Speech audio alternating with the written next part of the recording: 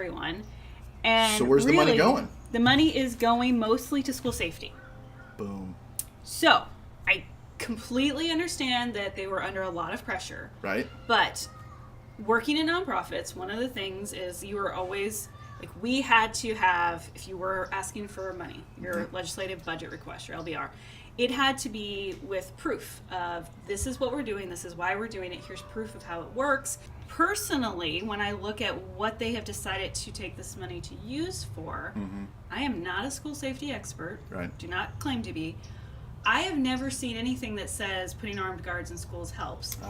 Only thing I know is what we saw at Parkland was there was an armed guard and it did not help.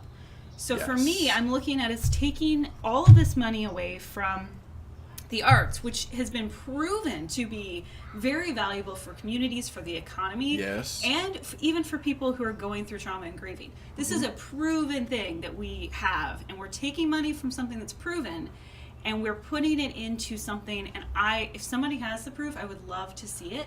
I would love to see examples of where this has worked, where the armed guards have been effective, because all I can see from my point of view is this major incident that prompted everything, and it looks like we're throwing money into something that has no research or proof behind it. This is the 9/11 of school shootings. It has created the basically homeland security culture. If we could cease all school shootings by putting security personnel in schools, I would say absolutely. Agreed.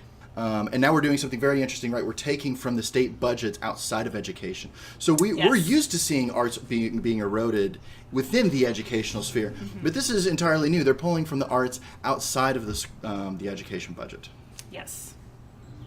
I look at these and I think, where is the research? Where is the group that has gone out and started looking at what works and what doesn't work? I would like to see research and proof, because that would probably require funding. I'm afraid that we don't have enough of that this year, Andrea.